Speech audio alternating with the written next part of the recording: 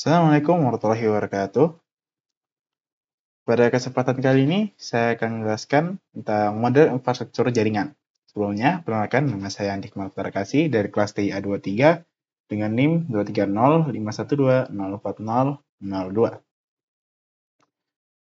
Apa itu jaringan komputer? Jaringan komputer adalah sebuah kumpulan perangkat komputasi yang saling terhubung serta dapat saling berbagi data dan sumber daya satu sama lain. Terdapat sistem aturan dalam perangkat jaringan yang disebut sebagai protokol komunikasi. Sistem terdistribusi merupakan sebuah lingkungan tempat beberapa komputer atau perangkat bekerja pada berbagai tugas dan komponen yang tersebar di seluruh jaringan. Sistem terdistribusi sendiri adalah sebuah sistem perangkat lunak yang dibangun di atas sebuah jaringan. Jenis model infrastruktur jaringan. Infrastruktur jaringan merupakan konfigurasi yang mencakup komponen fisik dan logis untuk membangun, mengoperasikan, serta mengelola jaringan komputer. Komponen yang terlibat antara lain router, kabel, wireless access point, switch, backbone, network protocol, dan network access metodologis. Terdapat dua jenis infrastruktur jaringan. Yang pertama adalah infrastruktur jaringan fisik. Ini berkaitan dengan komponen fisik atau perangkat pada jaringan komputer. Contohnya adalah topologi jaringan yang digunakan, kabel yang digunakan, router, switch, rack, dan server. Kemudian yang kedua adalah infrastruktur jaringan logikal. Ini berkaitan dengan konfigurasi dari banyaknya perangkat lunak atau paket atau sistem lainnya yang menghubungkan, mengelola, serta mengamankan host atau klien pada sebuah jaringan.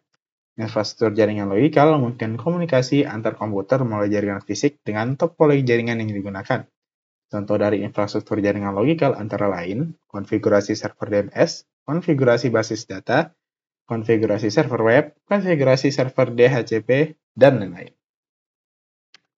Dan ada pembagian jaringan berdasarkan cakupannya. Di sini dibagi 4. Yang pertama adalah personal area network, yakni jaringan dengan jangkauan terbatas dan dirancang untuk menghubungkan perangkat elektronik sekitar saja. Contohnya adalah Bluetooth dan IRDA.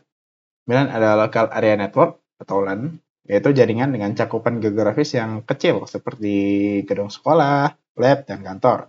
Kemudian ada metropolitan area network atau singkatannya MAN. Ini itu adalah jaringan dengan cakupan yang lebih besar dari LAN, bisa mencakup satu kota atau wilayah. Kemudian ada Wide Area Network atau singkatannya WAN, yakni jaringan yang cakupan daerahnya sangat luas sehingga dapat menghubungkan negara atau benua. Contohnya adalah internet yang kita gunakan pada saat ini. Ini ada pembagian jaringan berdasarkan hal lainnya. Yang pertama adalah aksesnya. Bagi kedua ini intranet, yaitu hanya jaringan yang hanya bisa diakses oleh orang internal saja. Dan ada internet, yaitu jaringan yang bisa diakses oleh semua orang. Kemudian ada cara aksesnya. Yang pertama ada ad hoc, yakni jaringan dibentuk tanpa perantara seperti access point. Kemudian ada infrastruktur, yaitu jaringan yang dibangun dengan adanya perantara seperti access point. Kemudian ada penggunaan kabel, yakni yang pertama jaringan nirkabel, jaringan yang terhubung tanpa kabel. Kemudian yang kedua adalah jaringan berkabel, yakni sesuai namanya, jaringan ini terhubung menggunakan kabel, seperti kabel LAN. Kemudian ada pembagian berdasarkan siarannya. Yang pertama ada unicast, yaitu satu ke satu. Kemudian ada multicast, satu ke grup. Kemudian ada broadcast, satu ke semua. Kemudian ada topologi jaringan.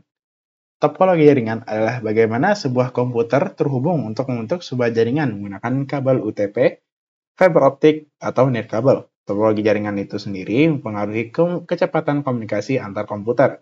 Dengan topologi jaringan yang baik, maka sistem networking dapat terstruktur dengan baik dan jelas. Terdapat dua jenis topologi jaringan, yakni topologi fisik dan topologi logis. Topologi fisik terdiri dari point-to-point, yakni koneksi langsung antara dua perangkat, dan multi-point, yakni koneksi antara beberapa perangkat dengan identifikasi unik. Nah, kemudian ada topologi logis yang terdiri dari topologi bus, topologi ring, topologi mesh, topologi star, topologi tree, topologi peer-to-peer, topologi linear, topologi hybrid, dan topologi WAN. Ini adalah pembagian topologi logis. Yang pertama adalah topologi bus, yakni topologi menggunakan kabel koaksial yang dibentangkan dan komputer terhubung menggunakan kabel tersebut.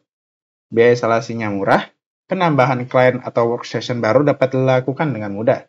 Namun jika kabel utama putus, maka semua jaringan akan ikut terputus.